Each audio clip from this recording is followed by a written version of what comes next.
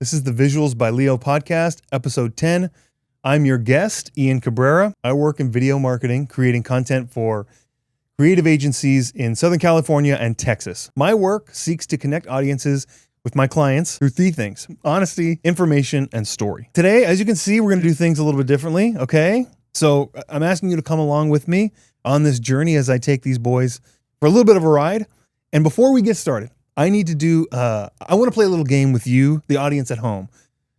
If you've been watching many of these episodes, you'll know that Leo has a favorite word: brother. He says brother more than any, I've heard that from him more than any time I've ever heard it in my entire life, right? In the comments below, at the end of this video, I want you to put the number of times that he says brother. Give me a count for the number of times that he says brother. Without further ado, let me bring in my hosts, Leo and Sergio. What's up? Woo! We're here. I love the studio, brother. This place is amazing.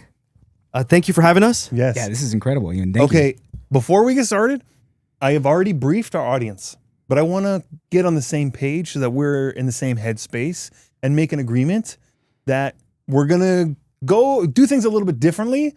Can we just all be in agreement that, yes, okay, we're going to do things a little bit differently. That's fine. Agreed. I accept. Okay, good. All right. I'm here so I don't get fined. Got it. You're contractually obligated to be here? Yes. Got it. Okay. So I would love to get to know you guys a little bit better. Leo, we know each other pretty well. Sergio, this is the first time we're meeting. So if you could, give me like your elevator pitch. Sergio, why don't you start your elevator pitch on who you are, what you do? Hello, everybody. My name is Sergio Hernandez, and I am a wedding photo and videographer. And that's mainly what I do. And the only thing that I don't do is baby photography. Everything else, you can count on me. I love that. Leo, go ahead. Oh, me? Okay. My name is Leo. I'm a filmmaker. I do weddings and events. I'm very interested in documentary style documentation and storytelling of events. And I've recently opened a all-in-one solution for podcasts in the heart of Old Town Orange. And it just so happens to be that we're filming in the studio. That is my business. That is awesome. Thank you so much. And I appreciate being here and being a part of this. We appreciate you for being here, bro. I'm excited. Okay, so I think the things that I love about this podcast are the great deep conversations that you guys both facilitate really well. And so I think I want that to be something that we do throughout the rest of this. And my topic that I'm bringing today is about seeing, because as creatives, it's easy to kind of get into a rhythm and you stop seeing creatively. You just get comfortable and then you kind of are punching the numbers or paint by numbers and just kind of do what you want. So later in the episode, after we get to know each other a little bit more, I want to dive into that. Love it. Okay. So I have some games that can help us facilitate getting to know each other a little bit more. So there's three of us and there's three things that I think we can do. Okay. So I want us each to pick one of these three things. There's a hot take. Maybe one of us has a hot take. There's a highlight from the week, something that happened in your life that you're like, oh my gosh, I got to tell people about this, inspire somebody else. And then the last one is specific to creativity, something that has resonated with you recently in your life. Now, I got a hot take and I brought the props necessary to facilitate that hot take. So I think I'm going to take the hot take. Which one of you wants to take the highlight? Which one wants to take the creative spark? I want to do creative spark. I will take the highlight. Okay. All right. I'm going to get set up with the hot take. Yes. Okay. Because it's going to take a little bit of setup because like I said, I got props. So Leo, why don't you give us your creative spark while I get set up? Lovely. And the creative spark is in like something that gave me a creative spark this week, this month, this year, or I think something that is helping you get your work done. Yes. So very in the moment, creative spark is this studio right here. The fact that I can come in and just film in like less than literally 2 minutes to walk into this place, not worry about setting up a light, pulling up a C-stand, grabbing a sandbag, setting up my, finding out where the shadows are going to be and where the highlights are going to be, and just having everything there and saving even back pain when it comes to, are you looking for something? Where's my purple bag? Purple bag, right there. Sorry, brother. So if we're talking about creative sparks, it's the fact that I can come in here and not worry about anything and get filming within less than 2 minutes. It's unbelievable because that's never been the case. And I think even recently we were talking about, Sergio, you are setting up a YouTube setup for yourself. Like Sergio is a seasoned filmmaker, and even he has to think about creating a YouTube video. When I first started my YouTube stuff, my biggest problem was setting up, breaking down. Setting up, breaking down. And that creative spark that you have, I feel it too every single time I come here because everything is already set up. You did all this amazing, incredible work, and I applaud you, brother. Thank you so much, brother. And it feels great to just be able to walk in somewhere and everything's ready to go. Thank you so much, bro. And this might sound like I'm boasting or just kind of advertising my business, but I genuinely feel this. It's the reason why I open the space is because I like things to be simple, and by the grace of God, I think I'm there. I think I'm at a place where I can create things simply. We just launched the first one of my first clients' first podcasts right before this episode. Yeah, and the whole process of launching the podcast took less than an hour. Wow. That would have been at least 3 or 4 visits previously. I would have to visit their location, business, blah blah. But how are we doing, Ian? Do I? Yeah. This is great. Yeah. But why don't you take it away, Sergio? All right. So, a highlight. There's a lot of things that happen within just this short period of time that I met you, Leo. It hasn't even been a month. That could be a highlight. And all these people that we have as guests, just having a podcast in general. You invited me to be a co-host. That's a highlight. All these people that we've met and incredible things that we've learned. That's a highlight. Me going to Greece. That's a highlight. But the biggest highlight for me, and it involved you, was my BNI presentation. I had a BNI presentation. BNI is like a networking group of individuals that we all kind of like try to help each other grow. And I had a 10-minute presentation that day. Leo came to help me out to film, and he saw, a whole nother side of me. And I worked really hard to do my best presentation I've ever had. And again, it sounds like I'm boasting too, but a lot of people there gave me a good praise, a lot of great praise about the presentation. And I think I'm still riding that wave. It is dying down, but I'm still riding that wave as much as I can because it was an incredible moment for me. 1000%. And before we leave this topic about the BNI presentation, so I knew Sergio was on fire with the way he opened, right? So usually when you've planned for a BNI or any presentation, you've planned it for weeks and you've rehearsed it so many times, you're going with structured planned, and you can kind of sense when you see somebody who's read something so many times, there's no spontaneity, there's no out of the ordinary, everything's very structured, planned, you say it quickly, confidently.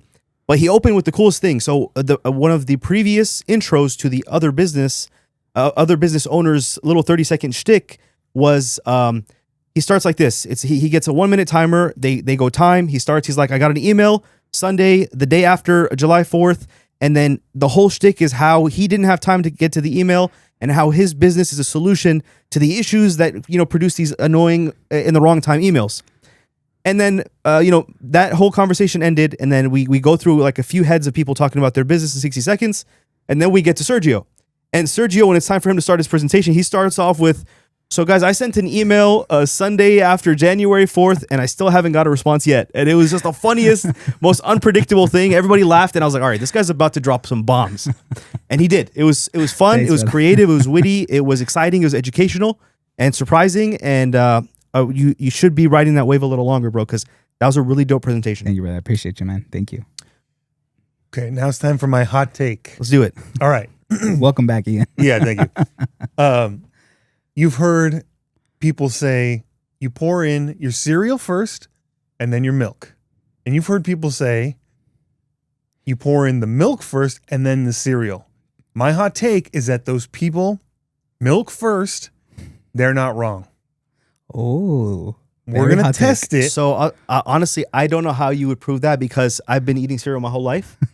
And when you do put the flakes on top, because of the air bubbles and everything, they clump up and they get all weird. So I don't know what we're doing. I don't know how this is going to work out, brother, but... okay, I brought a bowl but prove me and wrong. A spoon for everybody. Here you go. Thank you. And some milk. Thank you, Go sir. ahead and make use of that. So Go milk ahead and first. pour that. Milk first, baby. Okay. And this feels so wrong. It does feel wrong. there's not that much, so... Yeah, be very careful with portions. I have a lot of cereal and not a lot. And now, I brought my favorite cereal. You could have brought your own cereal had you known we were going to do this. Yeah. This is so cool. Okay. Here's what they get right. Do you mind? Oh, you got more? I can get more. Yeah, you get more. Really? Yeah. I gotta. What do you think? I'm gonna take this milk home? I don't know. I'm like don't know what you're this gonna guy. do. If he has a hot take on milk and Okay. I got you. No. That's enough for him. He doesn't need Okay, more. he's good. I'm trying to spare you. This feels wrong anyways. Okay. Here, take this. Okay, Okay, so here's the thing. You gotta, do enough so that you're covering the milk. Notice. I don't know if you can see this at home. Okay, Here. we have Dino Fruits. Yep. Hopefully you like Fruity Pebbles. Legit, love the same exact I love thing. Fruity Pebbles.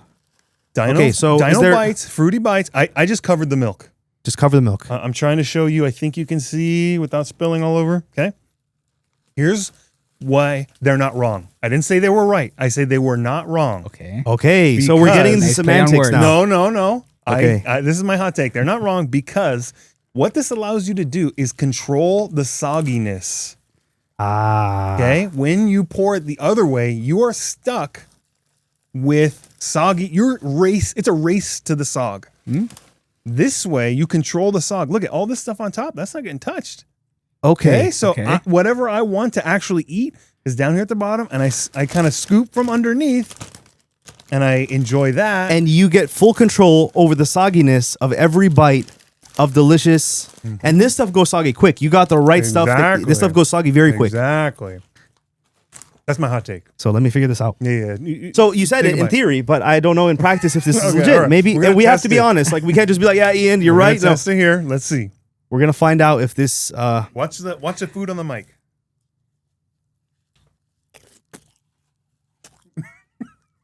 Going for that ASMR. Bro, this is delicious. Wow. I'm laughing because he's not wrong, man. Right? Yeah. So do you This is have a good idea. You have a similar technique for fries? It's Because the McDonald's fries, there's quick. only 3-4 of them are like the right perfect. as quick as it can be. Can we get a collaboration with McDonald's Yeah, and yeah. like I know this guy, he's a sogginess expert. He figured out the cereal conundrum. Next episode is fry and dip. Goodness. Wow, this is good. Nothing like some good old cereal. You know what I love the most about this cereal? You have different colors, and I assume that every color is a different flavor. But they come together so well, and they have a single flavor. and I think that this is this. We're talking about cereal, man.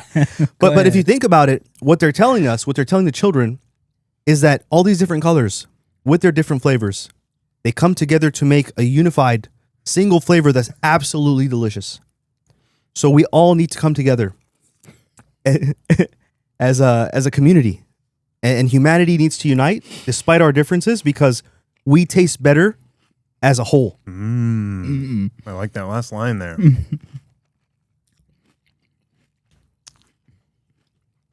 This is that was amazing. deep, Leo. Bro, I'm telling you, like it's an experience. But what's the milk?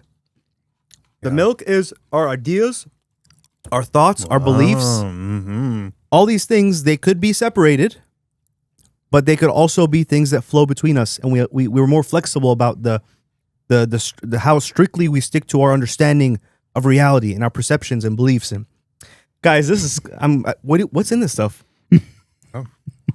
Wait a second, are we being drugged, bro? I'm not gonna lie. At one point, I did think, what kind of We're cereal being- is it gonna be? Yeah. We're being drugged. It's THC cereal. What would have been the ideal cereal for you? This is absolutely perfect. Like The But what's ideal your- cereal yeah, was yeah. my favorite. Yeah. Well, what's the ideal for you? Cocoa Puffs. Mm. Love me some Cocoa Puffs, man. Cocoa Puffs. Sorry. You like These the are brown kinda cereal. enemies. Cocoa Puffs and these are kind of Yeah. at odds a little bit. But I do like the idea of putting the milk first because Cocoa Puffs, when they get soggy, I mean, I don't know if that's a hot take. You know, some people I guess like it like that, but I'm seeing all this and it's still crunchy up top. And So- I could just scoop it up and get some crunch and it'll still be. All I hear him saying is, "I like the only brown cereal." Hot take. That's all I heard him say. The one where every single one of them is brown, Brown, yeah. not a single pink, blue, yellow. But the milk gets them lighter, so Okay, so we're in the gray zone. Yeah. Brother, this is not only was this I think we need to really push this episode out there just so that so many of the kids out there that are suffering with this kind of imbalanced ratio of soggy to non-soggy to completely like washed out cereal. Yeah. And so much dopamine they're missing out on before they head out to school. So much joy they could have experienced. That sugar spike and then immediate crash. Yeah. as soon as they arrive. And let's find out what what effect this has on glucose, on the glucose index. Like how much sugar goes into your system. Maybe a soggy piece of cereal has a different response to a non-soggy piece of cereal. We'll be able to tell by the end of this episode for sure. Let's figure it out. When we're like half asleep, like, oh yeah, thanks, good to meet you. Ian, I before I got to meet you and stuff, or I'm still getting to know you. Everything that Leo was telling me about you, I thought you were gonna be the weird one, right? But I'm still seeing that it's my co-host. Unmatched. So much more weird. I'm just a weird guy, man. And I love it, man. I'm just a weird guy. Incredible. Okay, so My absolutely brilliant hot take, and I'm be honest with you, yes. we're not going to be able to back up our statements as well as you did today. Yeah. It's hey, very no, I true. think the proof is in the pudding here. You guys are on a roll, big time. It's like I told you before. I've watched all the episodes; they're all great. So Thank you so much. I think it's happening right here. Thank you so much, brother. That means a lot to us. Okay, let's dive into the topic a little bit, and I'm pretty excited because rarely do I get the opportunity outside of being on set. I was telling your audience ahead of time that my work mainly is with agencies and businesses. It's all marketing for businesses. The creativity happens within. It's like on a razor's edge when it happens, and oftentimes when I'm working with other people, it's kind of like we know what the job is. I'm dictating, okay, go do this thing. There's not a lot of creativity happening anymore because we already know what to do. This is a space much different than that where I've got all creative people and we can talk about whatever and kind of solve the world's problems here in a way that I don't ever get to do. So, And you did a really good job at planning out, even though we're in the same room that we were in yesterday's 3 episodes that we shot back to back, this feels like an entirely different experience. Yes. Especially because us sitting here. yeah, because Yeah, you're in feels a different nice. chair. It feels very different. And not to get scientific, I always go on a little scientific rant, but there's this concept called neuroplasticity, which is the development and growth of the brain and the brain constantly making new connections throughout life. I think like once you hit 25, you get a decline in that neuroplasticity. And recently they discovered very simple techniques that you can use to promote your brain creating these extensions. And of course, this means creativity. Like new associations means creativity. And there are little techniques that you can do to do that. For example, take a shower with the lights off. You walk in the shower, of course, do it safely, but you walk in the shower. Let's try that. The lights are off, and You and then me. you walk in. So yeah, this is right now. I feel like to cut that long story short, I feel Soap like first, then water. Save the sog. this is giving me that feeling right now. Like I feel like okay, I'm seeing this is me taking a shower with the lights off. That's funny. I just was hearing about that yesterday and how that you can take advantage of that all the way up until your death, essentially. That just because that saying that old dogs can't learn new tricks. It's not really a thing. I mean, to an extent, right? But it's because of the way we live life. Like you said, Right. It's even more in- about your habits and stuff. Yeah. absolutely. Okay. Speaking of habits and the topic that I'm bringing to you today, I want to talk about seeing. Whenever we all use cameras as our creative tool. Inevitably, somebody's going to come up to you. What camera should I get? Yes. And my answer always is no camera. If you can't see what you would photograph, you aren't ready. And nobody likes that answer because it's almost impossible. Because how can you develop your eye unless you have the thing? I got to have the thing to take the picture. Right. But that's not true because it's happening up here first. If it's not happening up here, and I've mentored people, I've worked with people, they don't got it. Unless I'm making all the decisions for them, they can't do it. So that's why I always tell people, you got to be prepared up here and looking with your eyes at what's going to be in focus. Where is my contrast within the scene coming from? My darks and lights, my points of interest? How are they playing with what's in the rest of the scene? And you guys do this a lot more than I do, I would assume, because your main focus, right, the bride and the groom, everybody, they can't be there all by themselves. In a marketing video, oftentimes they can be the only thing, the CEO or whatever the product is, that can be the only thing on screen and it's okay. So maybe I would love to hear some insight about what does it mean to see when you go into a space, right? You came into this box essentially and turned it into this space. Maybe what does that look like for you seeing before you even pick anything up? Wow. It's a great question, brother. So a little bit of science, right? So are the nerves that supply vision, they are exceptional in their anatomic nature, meaning the tissues that form the nerves that supply vision, the optic nerve, is actually different from any other peripheral nerve in your body because it's actually a brain tract. So the nerve that supplies vision are two extensions of the brain.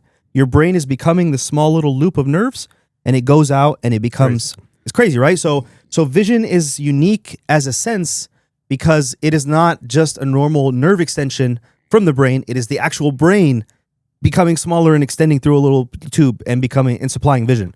So a vision is a very deep concept. My company is called Visuals by Leo for that main reason. I'm very attracted to the science or the idea of there are ways to see things, and when you see things a certain way, it tells a different story.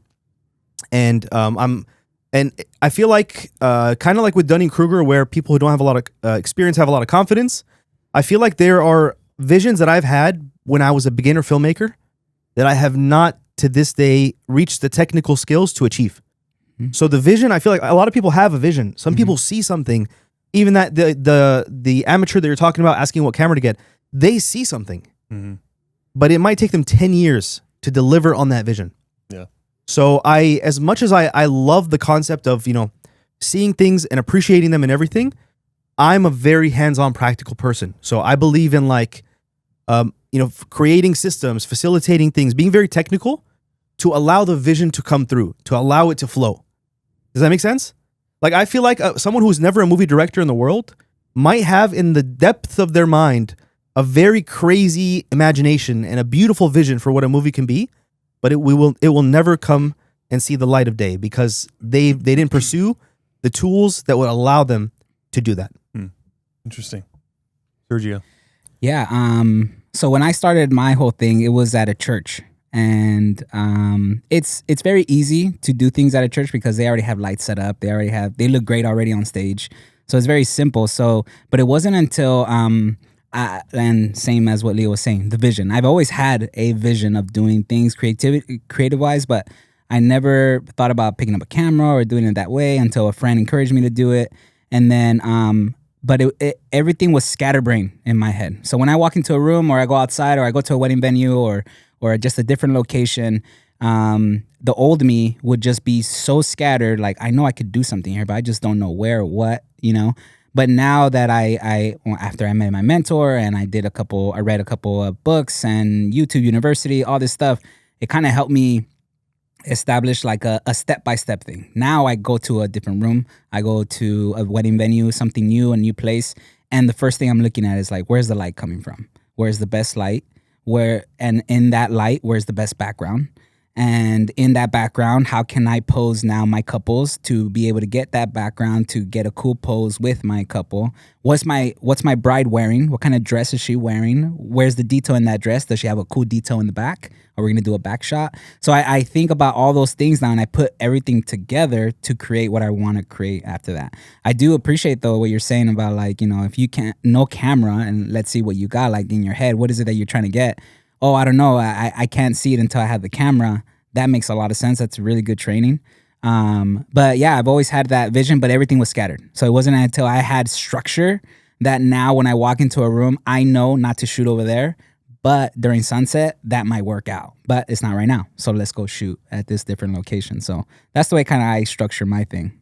Yeah, that's awesome. And I will say that period where you don't have a camera to having the camera, like you're saying, Leo, is very short because you'll be so excited by the things that you're seeing in your brain around, the world around you, it has to come, whatever. And then it's, okay, great. Then what camera do you have? Do you have your phone? Do you have somebody else's? Then you got to make do. Yes. Are you just drawing until you can create something? So I really like what you said about sort of, it almost sounds like you're helping yourself. If you kind of like systematize it, or you're checking a box, well, I'm not going to go to the back of the room where it's dark. I can't even see over there. So I think that's pretty ingenious way to even help yourself along. And obviously it's years of practice, right? You didn't Years just of start practice with that. has allowed me to change my settings as I walk from one room to the other, because I already know, like, the camera's now a part of me now. So if I see that I'm going from inside to outside, as I'm talking to my couples or directing or telling them the idea that's going to come next, I'm moving my shutter speed, moving my ISO, because I know I have it really bright inside, and now I'm going to a brighter area, changing it up, and doing the whole thing. But yeah, that's a lot of years of the experience of doing it so many times. I want to know just a little bit more about guiding visually your attention, right? So that's something I would say that's one of the main things that we do, is guiding your audience's attention, right? Do you have a way that you've maybe sort of figured that out, right? Like, so the obvious way would be put them in the center. Okay, now I know exactly where to look because I'm looking forward and it's in the middle. Okay, but that gets boring. Yeah. You can't have an entire video of just everything in the center. Right. Then it's unwatchable. Yeah. So maybe do you have some, like, what are some things that you do to, like? Well, recently I got my sister's camera, and because I'm trying to convince myself to buy this new camera, and I'm just walking around downtown Orange trying to be creative with it. And one of the rules that we also tell ourselves, or at least my mentor like kind of ingrained in me, is if Uncle Joe can do it, then it's not that interesting. How can you do it differently to where when the person sees your photo, they say, how do they do that? Once they say that, you won. You did a good job. Well said. So there's like a few photos that I walked around and I saw, and there's this sign that said something whisk me or something about whiskey. And I was like, I pointed it straight on, like, well, this is a good photo, but it's not really that interesting. So I put my on the left side leading lines to that sign, and it gave it just so much more depth. And it blurred everything in the foreground, and it gives your eyes straight to that sign. So I'm like, this works. Or just shooting from below, shooting from above with purpose. I think I forgot who we spoke about, but it was talking about doing things with intent. Jason. And that also sticks to me. It's like, okay, well, I'm doing it this way, but why? Why am I doing it? How is it going to help? How is it going to make someone say, oh, I like it. I don't know what's so weird about it, but I like it. That's how I go towards like creating something. Yeah. That's the other thing that comes with experience, right? The intention. Because it's like you can watch a bunch of videos on like, oh, we'll do this shot. And then you just become just like everybody else. Right. But if you don't know how to use that tool when it's time, you'll remain just like everybody else. Right. Absolutely. Yeah, that was great. Sorry, I don't know if you were gonna say anything. Go for it, bro. One other thing that I recently watched. I'm still studying my craft. I still watch YouTube videos about the top 5 mistakes photographers do, or whatever the case may be. And there was some guy recently that he said, like, sometimes we use a zoom lens to kind of zoom it and blur the background, and we use a wide lens to kind of showcase everything that's around. But what if we did it in reverse? What if we instead of getting a wide of the skyline, why don't we just back all the way up and zoom all the way in and see what you get?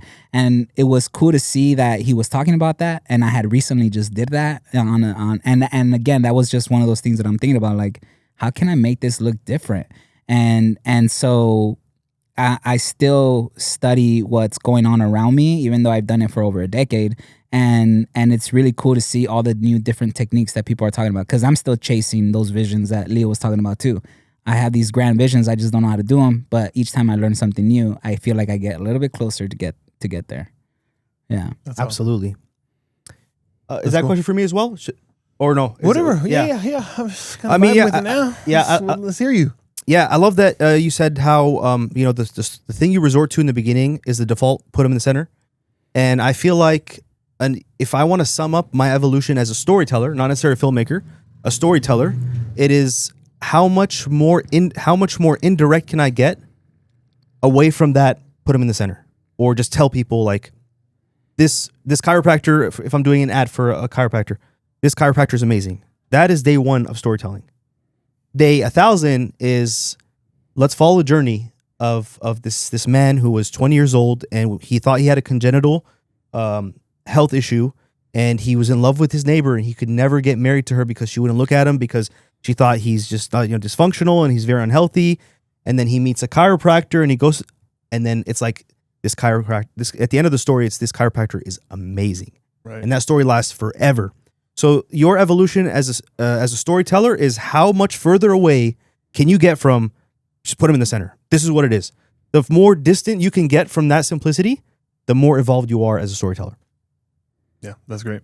It's awesome. What were you saying? No, I'm saying that's awesome. No, yeah. Like his insight. Okay, so I thank you a lot for helping me see even further, and I don't mean just visually see. I mean, like we're talking about, and I think it's really important for me to hear, like, okay, other people are seeing the same thing that I am and relating to it in the same way. It's important again to be in the same space as creatives, not working on that thing actively. Yes, So I appreciate that. absolutely. If we could, let's play just a couple little games here to Let's do it. keep our energy going before the cereal crashes us. So, and I think not this the previous episode, the one before it, I played a game with a guest, which was how many words can you say in 10 seconds? that was insane. I could not believe that I was watching that. I was like, this is gonna end soon, isn't it? Like, this is too many words. Oh, and she was just naming numbers. Words. Oh, she just did 1,000, 1,100, She was, 1,200. she was playing chess, brother. Are we playing that game? No. Oh man, I was getting good at that. 900, 901, 902. Yeah, I'm gonna text you this. Can you pull it up on here? Yes. Okay. Nice. We have a spin the wheel. Okay. So I came up with a bunch of ideas of things that we could do, and I just kept coming up with ideas. There's, oh my gosh, this idea. Oh, this is going to be fun. And I was like, how do I want to do all of this stuff. How would you, what if we do a spinny wheel and let fate decide? Genius. So Very that genius. way I didn't have to come to you with some bad idea. I didn't pick that. It was the wheel. It was the wheel. Yeah. So some of these are really good, and some of them are like, I was like running out of steam and like. So there are questions. Yeah, some of Okay. them are like. Oh, games / questions. So, yeah. Okay. One of them is like we might have to play it because Okay. I really like it. So I'm we'll ready. see if it. So do I tap? Yeah. So you're gonna tap it. Tap to spin, and I will go ahead and spin. Spin, click it. baby. Tap to spin.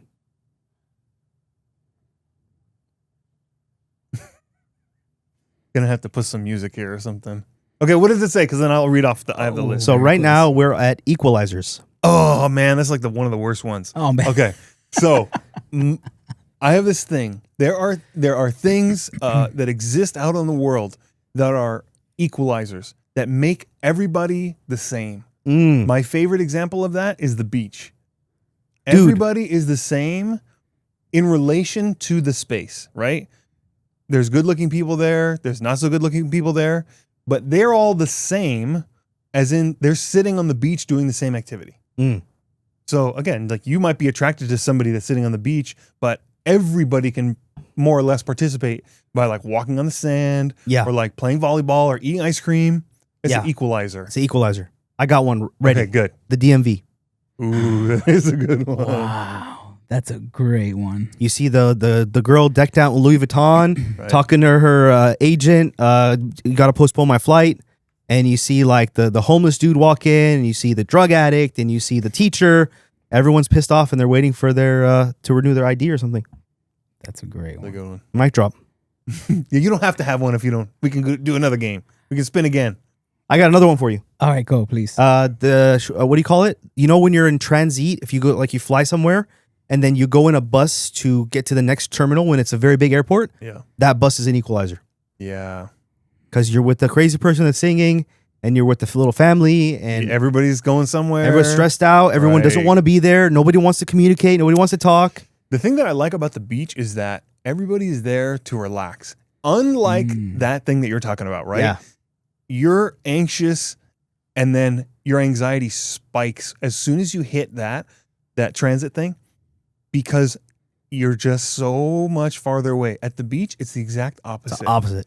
I all this energy and I had to get there, and as soon as your feet hit the sand, okay, I can barbecue. I can have that burger now. Yes. I can like go in the water. So everyone's in like more it's an peaceful. equalizer, but it puts everyone at a high state. Yeah, okay, Yeah. I could, you know. You're still gonna drop your ice cream and then have to go get another one. All right. Or pay Right. for parking. But Dude, for real. So I mean, the New York subway could be one, right? New York subway, where It's all equal here. Everyone's equal. if anything, Yeah. you see more of like the higher end in the New York subway. Like you see actors in the, what was Mhm. his name? The guy that does John Wick. John Wick, yeah, Was- was- Keanu Reeves. The guys in the subway. People have Oh, pictures of really? them like just sitting there reading in the Hanging out. newspaper in the subway, That's and funny. yeah, if anything, that the dynamic range of that equalizer is the greatest. It brings like the highest high and the lowest low, and puts them all in one. I think that's the thing that I like. Exactly what you're talking about. I'm no different than any of these people. Right. And here's your reminder, because it's so easy to get stuck in your car or on your track and just forget that you're just like everybody else. Yeah. You're Yes. not special. Yes, absolutely. Cool. At least I had one, man. So I'm. But you happy. had a really good Yeah, one. Good. Okay, let's play another one, quick one, and then actually, depending on what it is. And for everyone out there watching, put them in your comments because I want to hear more equalizers. Yeah, Right? Yeah. There's there's probably so certainly a many lot. out there that we Yeah. skipped. Yeah. Yeah, Hit me they're with some probably yelling equalizers. through the screen right now. Yeah, Yeah. yeah. Put them in the comments. They're like the DMs. Right. Okay, let's spin that wheel again. Okay, so close or remove? How does this work? Oh yeah, you just close it. Yeah, remove it. Oh, well, Oh, it doesn't okay. matter. Hopefully, don't get equalizer again. Okay. Oh, so I get Yeah, it. yeah, yeah.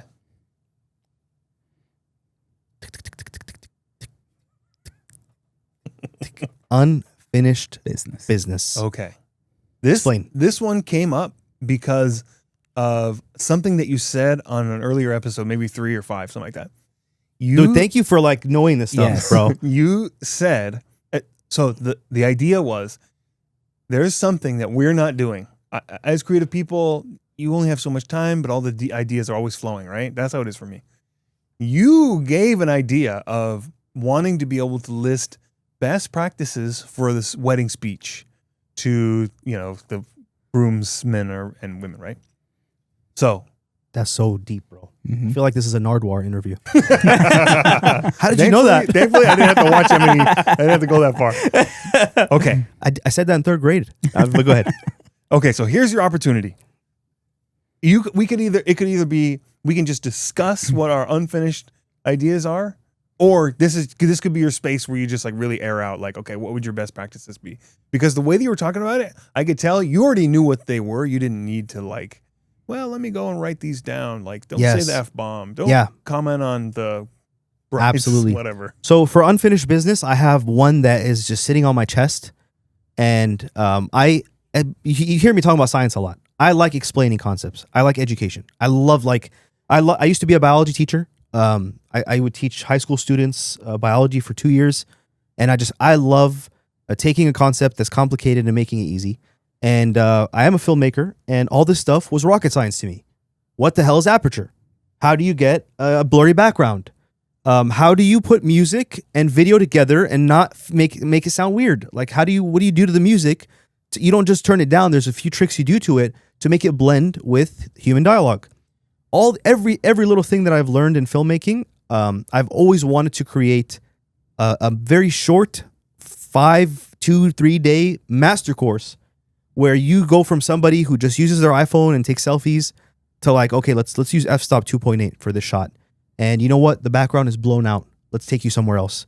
Or I only have one light. Instead of putting it in front, in the most primitive way, let's make it a hair light, and let's use that contrast to make the image more engaging. I want to take someone from knowing nothing to knowing as much as I know in a very short period of time. I do want to launch an online course. That is my unfinished business. It's interesting that you say that because I feel like this space is maybe the testing ground for that. Maybe you wouldn't agree, but it seems like it's sort of in line with that idea, maybe like in the physical space before it goes digital. I could see that being. I love. Thank you for executed saying here. that. I do believe that a lot of unfinished business is not actually unfinished. It's under development, but it's in a subconscious level. So it could very well be that I'm not actually ready to launch this course, and this physical studio is part of the development of either providing me with a space to do it, or maybe I'm introduced to somebody. Maybe it happens so we can have this conversation, and I can be more motivated, and someone else can suggest it. You never know, but I love that you put it that way, because I hate the way procrastination makes me feel. It makes me feel weak, helpless, like you have all this strength and ability and you have all this time, but you're not doing what you're supposed to be doing. And it's a very scary concept for me. So I love to reframe my procrastination with it's happening, but in a different way. Yeah. No, that's beautiful. That is great. For me, they're not from the space of like photography or anything like that. And they never did like flourish because it's either a lack of knowledge of how to even start, or just a lack of just the income of not being able to begin. I've had ideas from like having full-blown theme park Airbnbs, or themed Airbnbs, like a whole Mickey thing or Star Wars thing, like where people just continue to come and enjoy the house because it's decked out with a theme. That's a good one. I'm gonna write that down real quick. He's actually stealing ideas is what he's doing. Yeah. Very helpful for me. One of them was, and I have two of them that were pre-pandemic ideas, and I knew that if it were to have happened post-pandemic, it would have done really well. And one of them kills the cinema industry.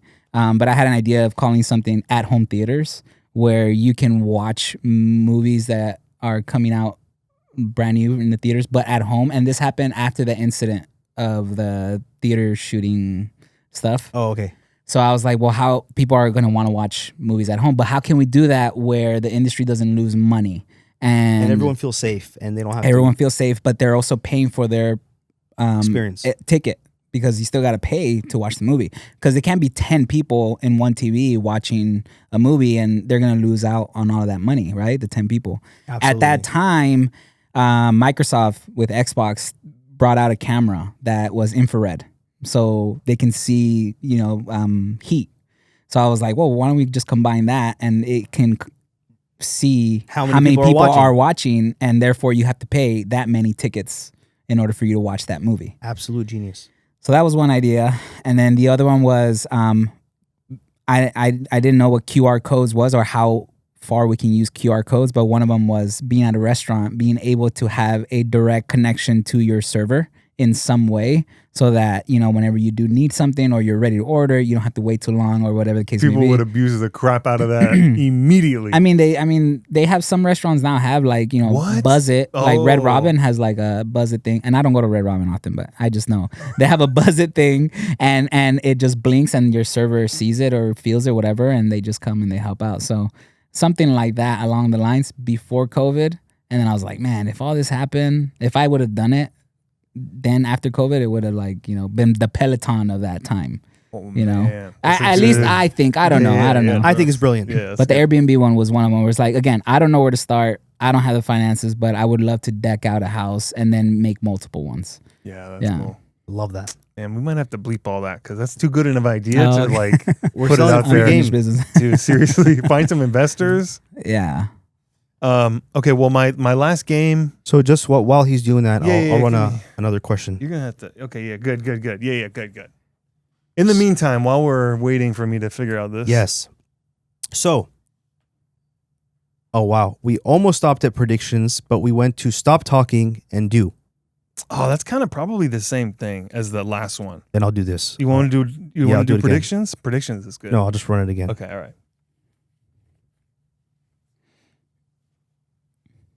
So we just got into redo it different. Oh, okay. So think of a past project. Oh. Could be recent. And the focus on this one is, what would you have done differently? Not maybe something that you regret, and oh my gosh, just something that you would have done differently. There's a lot of these in mind where it's like this moment was the thing that like turned this project from like I was on eggshells to, oh, it's done. So again, my space when I'm working is totally different than a wedding. I'm basically in 100% control. I'm working with an owner of a company, right? And I'm working with my client, so we're on the same page. The client has paid me to be there, so and we can do a million redos if we need to. Yes. There's no first kiss I'm gonna miss. Yes. So I never like have any of these Yeah. it doesn't ever get too bad, but I know for you guys, it can go Absolutely. really wrong. Oh, my card got corrupted. Whoops. Yeah. So I am not as seasoned as this gentleman when it comes to wedding filmmaking. So this is probably just a traditional standard phase that you go through as you develop as a wedding filmmaker. But I feel like something I would be redoing differently starting my next wedding is that in my previous weddings, my concept was the bride's always right. Like the bride, because the groom usually is not as involved, but the bride is right. Whatever she wants, make sure she's happy. And I started to notice that by making the bride happy in the moment, by getting the shot she thinks she likes, or the getting in this little spot of shade that she thinks is going to match her Pinterest photo, by making her happy in that moment, I'm sacrificing making her very happy when she gets my email with all the crazy photos that I just took. So what I'm going to start doing differently is I'm going to have to be a little bit more assertive and maybe sacrifice the experience or how good the experience and rapport could be, because I'm just like, yeah, let's do that. Yeah, let's do that. I love this idea, to become more of like, all right, I love that. If we have time in the end, we'll do that. But we have to get these shots. Mhm. And when I tell you we have to, because you're just going to love these. You trust me, right? Let's do it. Yeah. That's pretty diplomatic. I don't think you're going to get very many no's from approaching it that way. Yes. And at the same time, I mean, you got to remember the clients hired you because of what you have done in the past. So they have to trust you and like, okay, he knows what he's doing. Like I didn't hire nobody that I didn't know what his work was. You know, we use their Pinterest stuff as like a suggestion to be able to create once after we're done creating what we usually create, because that's why they hired us, because they love our work. Yes. And now it's like, let me give you what you saw from me. And then after, I'm going to do everything else that you want. But let's make sure we get the safe shots first. Absolutely. Yeah. So I love that. Thank you, bro. That's a new realization. And what would it be for you, brother? Mine would be my YouTube career. When I started YouTube, again, I think what I would have done differently is a lot of my heartache and burnout was the literal setup and breaking down every single day. And I was a one-man band. So remember, you got to get B-roll for all your shots. You got to do your script. You got to set up your lighting. You got to set up your cameras, different angles, your audio, everything is you. Yes. So the one thing that I would have done differently would be take some more time to set up and have a system where I just showed up with my script and in one button, everything is on and I'm ready to go. I was so eager at that time to just shoot because I was so excited to just get the next one out. Yes. Where I didn't take my time to just have something that's already like done set up and I could just show up and record. So that's probably the one thing that I would have done differently at that time doing all my YouTube stuff. Yeah. Love that. Okay, Leo, hit another one. Yeah. I'm going to get you to do this. You're going to lead this next part. Okay. So Sure. we're going to do something and then you're going to be looking at the next thing. So I'm going to tap this real quick, remove, and then I'm going to go bing. Bing, bam, boom. Let's see. And is Sergio with me or with you right now? I can talk to Sergio still? Yeah, you guys can talk.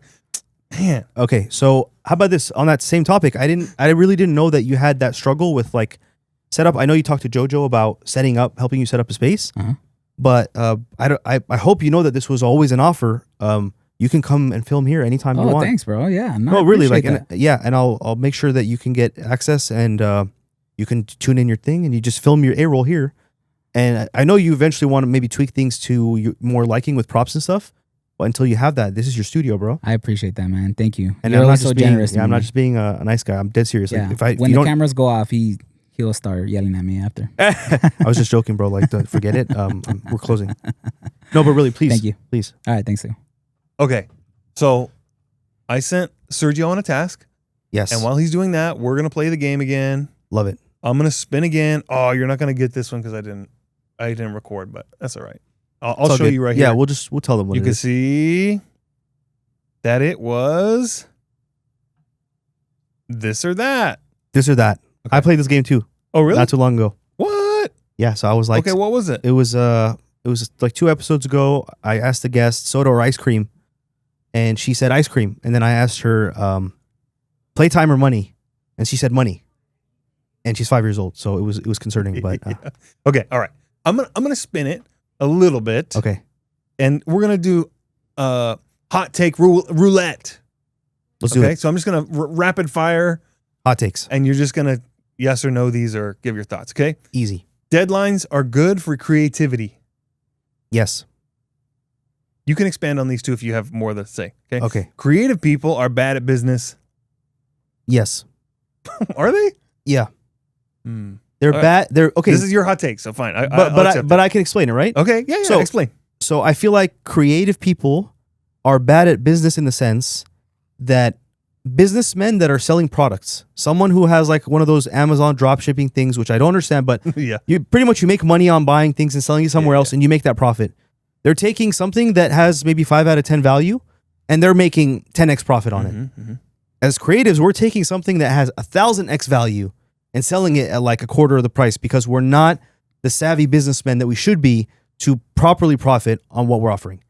So yes, we're good enough to support ourselves, but we're selling something that is one of one. So yes, I feel like we're lousy businessmen. That's a good point. Film is dying. Socials are the future. Absolutely. Working with friends, bad idea. Absolutely. Sorry, Sergio. Story beats aesthetics every time. Absolutely. Damn. Seriously. Yeah, dude. Story. This is my example of this every time. It's how many of the most viral YouTube videos or little Instagram or TikTok reels, how many of the most viral videos, most seen videos on the planet were filmed by a professional filmmaker? A lot. I We're would- talking about viral videos. Viral videos. 'cause I'm Something like, that shows up movies- on your feed. No, something that Okay. shows up on your feed Mhm. that is something that the community, the collective community, everybody who's on TikTok and Instagram, an international community of eyes, have all seen this thing. The most seen things were not created by filmmakers. The most seen things were created with someone who had a phone that filmed a catastrophic event or a volcano erupting or a funny little Charlie bit my finger moment. It wasn't a filmmaker. It Very was timely reference. yes. It was a story that occurred, and the aesthetic was not even part of the equation. I was just thinking of how do I apply this to your business, right? And I was trying to think, oh, I got him. And I lost in my head because I was thinking you can put, I don't know dress designers, but I know Vera Wang designs wedding dresses, right? Yes. You can put that dress on somebody, on anybody, and it doesn't mean that there's love happening at the wedding. Just because they're wearing the best, Yes. like the aesthetic. Yes. Just because they have the beautiful thing doesn't mean that they have the story I necessarily. love that. Very good So analogy. you beat me on that one. Very good analogy. All right. Found it. Okay, good. Your job title says nothing about your value. Absolutely. That's wrong, but okay. Every Wait. Okay. It says So wait, nothing. Says nothing about your value. Says something about your It says value. nothing about your value. Wow. Okay. Every creative Wait, should I don't learn want how me to to explain. sell. No, we get it. Okay. Every creative should learn how to sell. Absolutely. The best projects come from boredom. That one's come on. That's totally wrong. Yeah, that's wrong. Rejection. Oh, come on. Rejection is more useful than praise. Yes. Sergio's response. You just said in that interview with Eric that you guys are like opposite, where you need the praise, but you need the. Am I wrong? I mean, most of my motivation has come from rejection. So, yeah. All right. This is the beauty of humanity right here. The ice. The We are cereal. cereal. Cereal. Yes. Yeah. It's good. coming full circle. Okay. Final question. Most people who say they're burned out are just bored. No, I feel like burnout is a separate entity. For sure. Yeah. Okay. Bro, really good ones. Those were good. Really right? good ones. Okay. You answered them quickly, man. I would have to Seriously. think each one. Yeah. But it's Thank great. you. I'm glad this worked out the way that. Yeah. Okay. So while we were playing that, I had Sergio go look for something. I sent him on a journey to find a still from a movie, your favorite movie. What was the movie?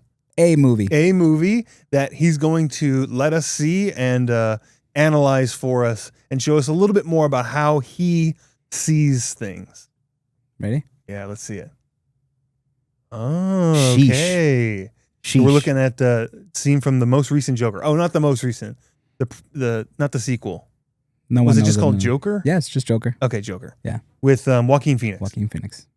Okay. I don't know if Yeah, I we'll have point to. it. Can you? Oh yeah, it's screen recording, but keep it there for like 2 seconds just in case. 1, 2, we're good. Okay. Love it. So, I think my goal with this was again I want to see into your mind. Mm. So, what are you seeing that you like? What are you looking at? What's being communicated to you here? And you can rely on the film. It doesn't have to be like that's a clown. You go. Feel free. So this is the beginning of Joker. This is like the first scene that we all see as an audience. Him putting on his makeup. One of the things that I do recognize is that it's super shallow depth of field. Like it's shot with crazy bokeh in the background.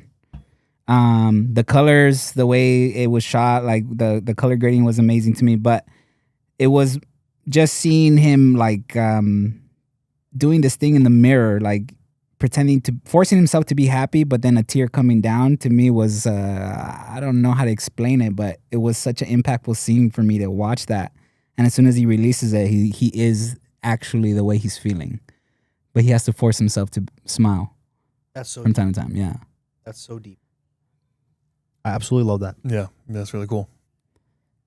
That was that Well, one. that's it. Yeah, I mean, okay. I wanted to see how you saw things. And It was hard to get. I was looking for one for the Notebook. I'm a big rom-com. rom-com kind of guy too, and I was looking for something for Forrest Gump. But that website sucked. So what was the Forrest Gump scene? Yeah. The Forrest Gump scene was the scene in the stairs where he sees Jenny for the first time, or for like I don't know, multiple times. But this one where he tells her, "I might be dumb, but I know what love is."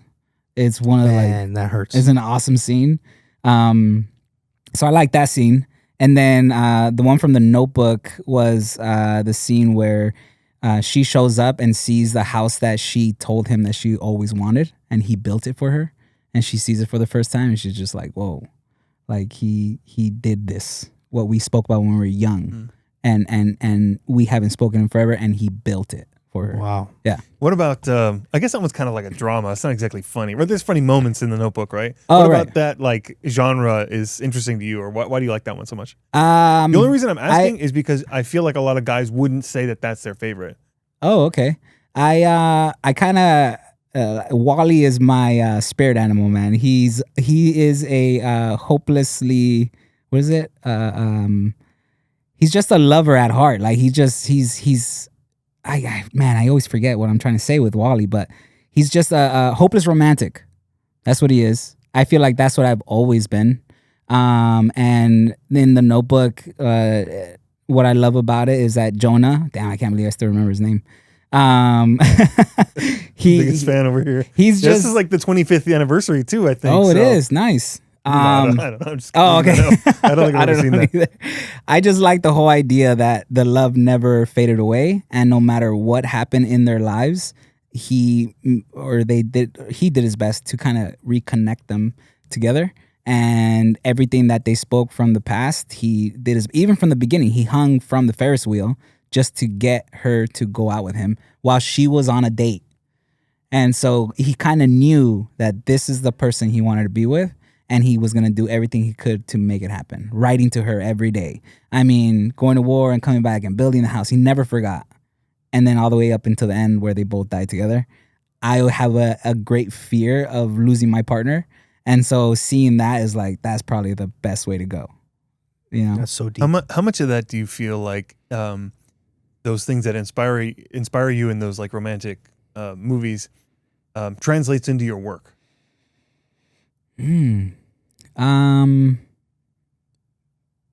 Gosh, I terrible answer. I don't see a rom-com movie and kind of like use that to pose them in a way for weddings. No, that's not what I mean. Is that what you mean? No. Oh, okay. Like, what do you mean? I guess I would assume that the feeling that you're having when you're watching the movie, right, is like that love story. Oh. And you get to, this is your opportunity to just kind of put that on display for this couple. Right. It's special. Yes. Just like it is in that movie that's Yes. fake. Yeah. You can make it a reality. Yeah. But is that how it is? I mean, do you pull from any of that and Yeah. like it's a translation? Yeah, thank you for dumbing it down. You have to do that for me. Yes. A lot of times I try to capture, especially for film, when I do their wedding film. If I can make them cry and feel those emotions, I feel like I did a good job, because everything is put together to be able to do that. You have to have music, you put some sound effects, and then you put the audio of whatever it is that they're saying to each other. And it's just you can make someone feel so much more different and get those emotions out. So yeah, like again, I'm a sucker for all that stuff, man. The first look in the wedding is my favorite part. When they say that they want to do the first look, I get excited because I see the groom, this macho man, right, that doesn't show any emotion, turns around and sees his bride in a white dress for the first time, and he starts crying. It's an amazing, amazing time to capture that moment, and it's very special. And it's private, and it's just them, and he's just bawling. He lays on her shoulder, and you see the movement of him, crying and stuff. And she gets emotional because she doesn't see him cry that much, and for her to feel that it gets him that emotional about it, it's a cool time, man. And then I love just capturing that and being able to put it in a different form, like a film. Yeah. To capture that memory for them. Yeah, exactly. Yeah, that's awesome. I love that. Okay. Well, I think we're about at the end here. And we've been talking a lot about creativity and seeing. I like to hear about people that inspire us. I think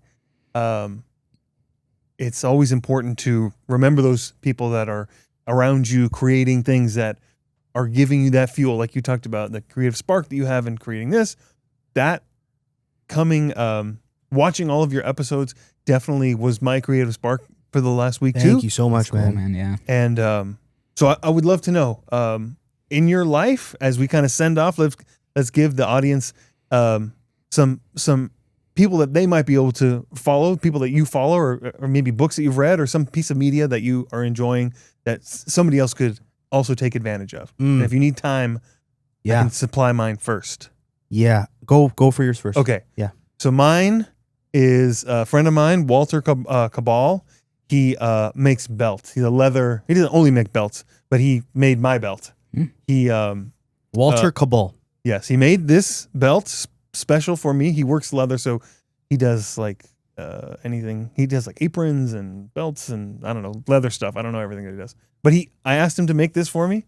Yeah. And it was great. We got to like sit down, customize it exactly the way I wanted, and I got this thing from somebody whose motto is slowing down. Yeah. And he doesn't use any electricity. Everything that he makes is made with intention, slowly, with beauty in mind. Wow. And obviously for us, that should be second nature. And just to have that as a reminder to put this belt on that he made is so incredible. I just received it, so it's top of my mind. Yeah, I saw this on your story, man. And I always admire how you find stories. Like even 2 days before that, it was that amazing car, and you appreciated. You saw a vision there, and you let the person participate in your vision. Speaking of how you get better with bringing your vision to life, like you probably had that appreciation for cool cars your whole life, but maybe after becoming a filmmaker, learning that people are not your enemy, and you can interview someone in the street, but by showing them appreciation, they can share with you their story, and they can participate in your story about them. And you probably made his month. Yeah, he's going to be so excited that someone stopped him and made a video about that. And when I saw this, I'm like, dude, this is so. First of all, everything you described is evident in the actual piece. You see it's minimal, but it's elegant, and you feel like it's connected to nature. Something about the color of the leather, maybe the smell of it. I don't know what it is exactly, but you can definitely sense the realness and the connected to earthness of this work through just how it looks. So, Walter Cabal, I can't wait to buy a belt from you soon. I also did read something here that I want to read out to you guys. It says, this Cabal, crafted good, will endure with you until its end. So we challenge you, endure with people until your end. And that's a very beautiful thing a little beautiful message to have on your product. Well, thank you for sharing that, bro. This is amazing. Yeah.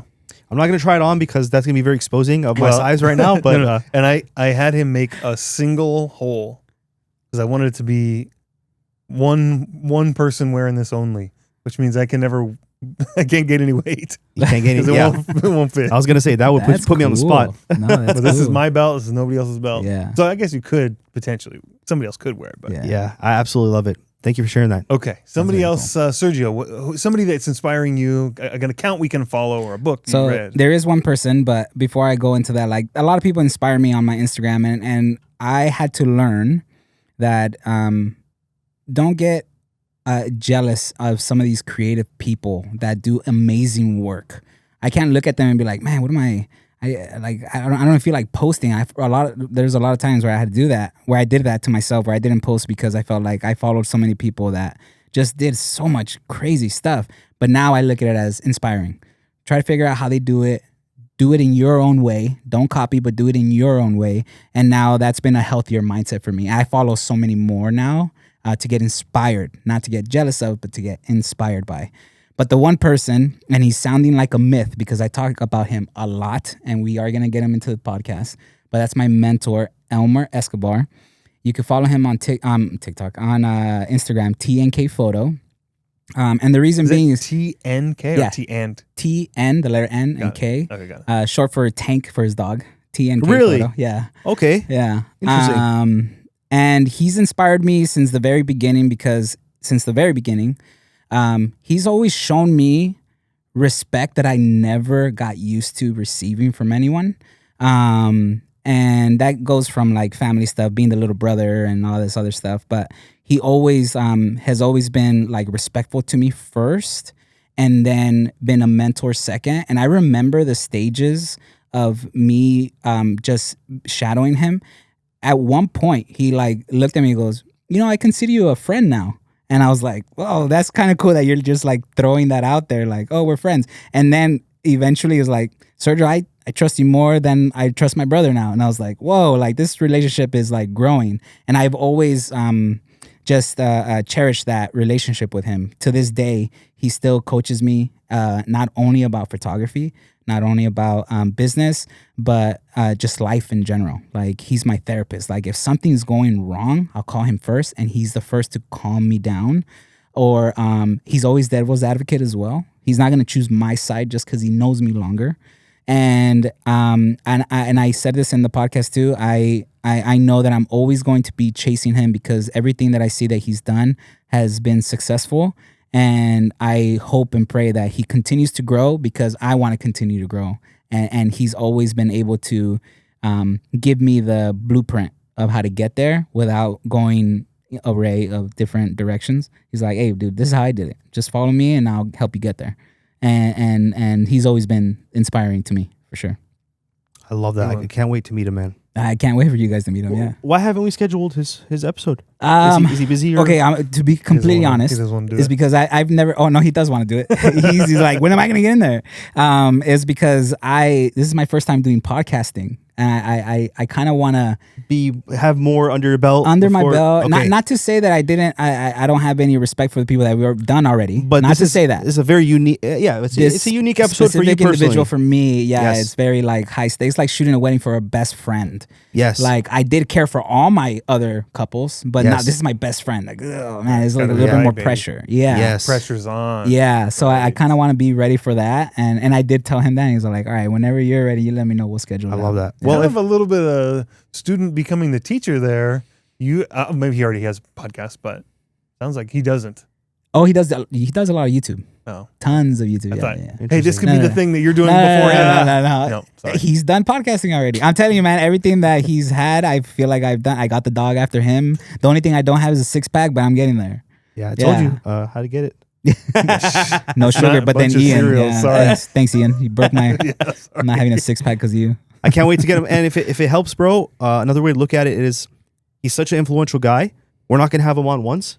So regardless of when you do it, it's not going to be the only time you do it. So It's cool. you can do it maybe next month, and then we'll do another one in a year and in 2 years, and then this will develop, and you will have a lot more of these moments to cherish with him on camera. So the sooner you get him on, the sooner day one's going to be for this cyclic episode. Perspective, yeah. But yeah. It's cool. Thanks. You're welcome, brother. Yeah, I can't wait to meet him. All right, now say that I inspire you. Go ahead. Yeah, so this guy named Sergio. No, Sergio's mentor. No, I'm just kidding. TNK. Okay, I'm gonna be so cliche, guys, but I mean this. I'm just being honest. Walt Disney, bro.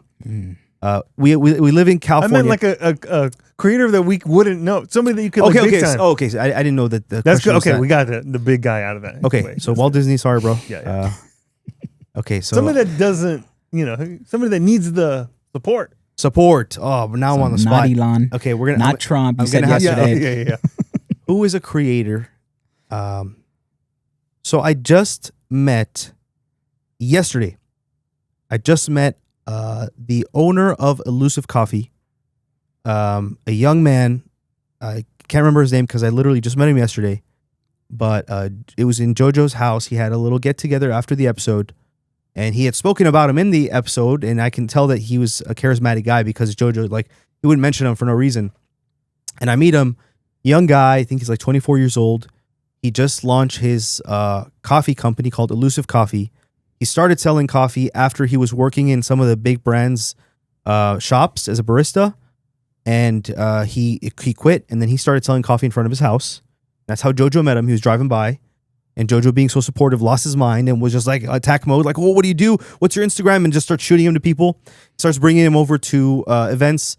But yeah, I admire his guts to get into the world of being a business owner in a very competitive industry at a very young age, not knowing what's going on, what he's up against, but having listening to that voice and not being afraid of the consequences, whether it be financially or the risk of failing, because the biggest thing with opening a business is the risk of failing. And yeah, Elusive Coffee, young man. I'm sorry I don't remember your name, brother, but we'll figure it out. I just met you. That's good. But That's yeah, a good one. definitely. I love that story. That's cool. Yeah, he's a very and I'm sure we're going to see a lot of him in the future. I do plan to have some sort of like a grand opening experience here, and if I do Pack that, this place out. yeah, I'm gonna just everywhere. I'm gonna have him offer coffee. So we'll hire his company and have him have a little bar and offer people coffee That's and stuff. awesome. But that's my guy. Okay, guys. Well, I appreciate being here and you guys giving me the time and let me do this. So thank you very much. Thank Can you, we Ian. please have Ian back? Dude, I enjoyed can it. he have us back? yeah. Kinda. It's like, honestly. exactly. Can we come back? Ian, to can your we come studio, back, please? bro? Yeah, we'll see. No, That was but great. honestly, before we wrap it up, I do want to say we're creatives. There is something you mentioned in the beginning about the repetitive nature of even the creative profession. Even though your job is to be creative, sometimes you're asked to do particular things over and over and over again, and suddenly it's no longer creative. It's just what I did last week and the week before and the month before. So when we invited you to the podcast, you are a very interesting character. And if we did this whole podcast just talking about Ian's life, trust me, it would be just as engaging or even more engaging because he has just so much influence. He has a big contributions to the community. He's helped me a lot. He's helped me out a lot in my business personally. And he's just a very cool, creative guy. But for you to sit there and take this invite to the podcast and say, I'm not going to say what DJ Khaled said in the beginning, that whole thing, but for you to be like, you know what, let me turn this into an opportunity to spark everyone's creativity again. The way you structured it, the fun we had with the cereal, I don't know if we're ever going to have a podcast like this ever again. And Until just he in the comes back. beginning, of course you will. Yeah, and also it's heavily influenced. The podcast experience I'll be offering my clients, where like this game thing, bunch of little cool little props and tricks. That's very creative, but I thrive on creativity, and I love surrounding myself by creative people. And I thank you so much for offering us this experience. Yeah, thank you. And before we leave, I want to give you a compliment. You look like the new Superman. Yeah, every single time I would see it, I was like, "This is Superman under that beard." Thank you. Yeah, of course. Thank you. I love it. Hope to have you back, man. Yeah, thank you. Yeah. I'd love to. Absolutely. Well, thank you guys for watching, and we'll see you on the next episode. Ian, you took the handle off and you gave him. That was cool, man. I enjoyed it. That was forward to outstanding, dude. Oh, okay, good. You're a freaking creative director on like shrooms. That was On the fun. cereal over here. That was freaking. That was the best opener I've ever seen. It for a was. podcast. Oh, good. man.